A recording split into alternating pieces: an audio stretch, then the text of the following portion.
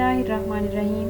अस्सलाम वालेकुम dear students. आज हमने सिस्टमैटिक्स का जो टॉपिक डिस्कस करना है उसका नेम है बायोलॉजिकल स्पीशीज़ कॉन्सेप्ट, और साथ में हम इसके ड्रॉबैक्स भी डिस्कस करेंगे। लेकिन वीडियो स्टार्ट करने से पहले सबसे पहले हमने इंट्रोडक्शन की बात करनी है। तो मायर ने सबसे पहले 1940s के अंदर बायोलॉजिकल स्पीशीज़ कॉन्सेप्ट को प्रपोज किया था।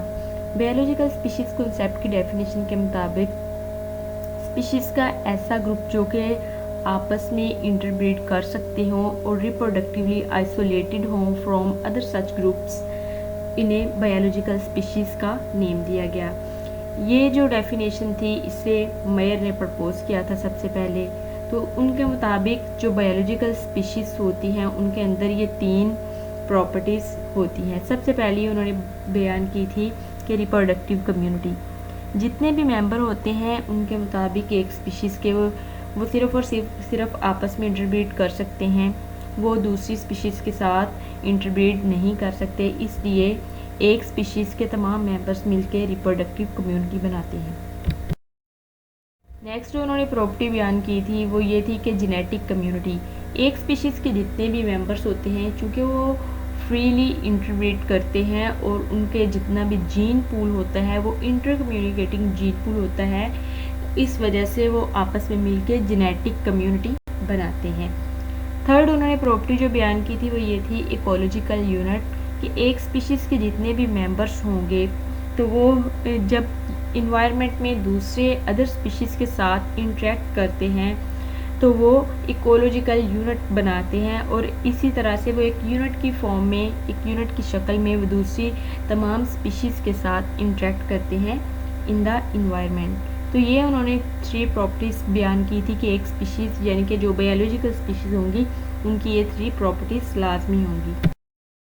नेक्स्ट हमने ड्रॉबैक्स की बात करनी है कि क्या क्या ड्रॉबैक्स हैं बायोलॉजिकल स्पीशीज़ कॉन्सेप्ट के।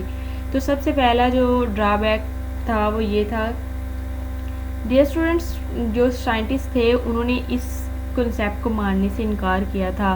मुख्तलिफ इसकी रीजंस थी। सबसे पहली जो थी, या इसे हम ड्रॉबैक कह सकते हैं, वो ये थी कि ये जो स्पीशीज़ कॉन्सेप्ट था ये सिर्फ़ और सिर्फ एप्लीकेबल था लिविंग स्पीशीज़ के ऊपर। ये जो एक्सटिंक्ट स्पीशीज़ थी, ये जो फॉसिलाइज्ड फॉर्म में स्पीशीज़ थी, उनके ऊपर एप्लीकेबल नहीं था। तो जब साइंटिस्ट ने ये रिसर्च की और देखा कि फॉसिलाइज्ड फॉर्म में जो स्पीशीज़ हैं उनकी स्टडी उनके लिए बहुत ज़्यादा मुश्किल हो रही थी, बहुत ज़्यादा प्रॉब्लम्स आ रही थी उनकी रिकॉग्निशन में, उनकी पहचान करने में, तो इस वजह से पहला ये ड्रॉबैक था जिसकी वजह से साइंटिस्ट ने इस स्पीशीज़ कॉन्सेप्ट को मानने से इनकार कर दिया था। दूसरा इसके अंदर ड्रॉबैक जो था वो ये था कि लेबॉर्ट्री कंडीशंस के अंदर जब एलोपैट्रिक ग्रुप्स रखे गए, हमें पता है, हमने पहले भी डिस्कस किया है कि एलोपैथिक स्पीशीज़ ऐसी स्पीशीज़ होती हैं जो कि जियोग्राफिकली आइसोलेटेड होती हैं और फिर फिज़िकल बैरियर की वजह से ये आइसोलेट कर देती है मेन पॉपुलेशन और सब पॉपुलेशन यानी कि ग्रुप्स के अंदर डिवाइड हो जाती हैं।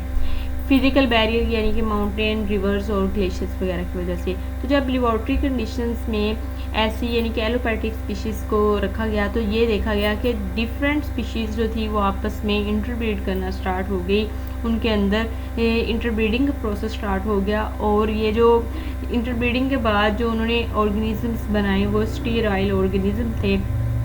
तो इस तरह से ये भी उनका जो कहना था पहले कि सिर्फ एक ही तरह की जो स्पीशीज़ हैं, स्पीशीज़ के मेंबर्स हैं वो आपस में इंटरब्रीड कर सकते हैं, लेकिन लेबॉर्ट्री कंडीशंस के अंदर उनका ये वाली जो बात थी वो भी गलत साबित होगी, जिसकी वजह से दूसरी रीज़न ये थी जिस वजह से स्पीशीज़ कॉन्सेप्ट को नहीं माना गया। तीसरी जो थी रीज़न वो ये थी, it was only applicable to दो स्पीशीज़ विच रिप्रोड्यूस सेक्सुअली, सिर्फ और सिर्फ उन स्पीशीज़ के ऊपर ये वाला जो कंसेप्ट था बायोलॉजिकल स्पीशीज़ कंसेप्ट उनके ऊपर एप्लीकेबल था जो कि सिर्फ और सिर्फ सेक्सुअली रिप्रोड्यूस कर सकते थे, और जो जितनी भी अदर स्पीशीज़ थी जो ए सेक्सुअली रिप्रोड्यूस कर सकती थी या जो अदर वेज यूज़ करते थे ए सेक्सुअल कॉन्टैक्ट के, लाइक पार्थिनोजेनेसिस, ये उनके ऊपर एप्लीकेबल नहीं था। इस वजह से भी इसे साइंटिस्ट ने मानने से इनकार कर दिया।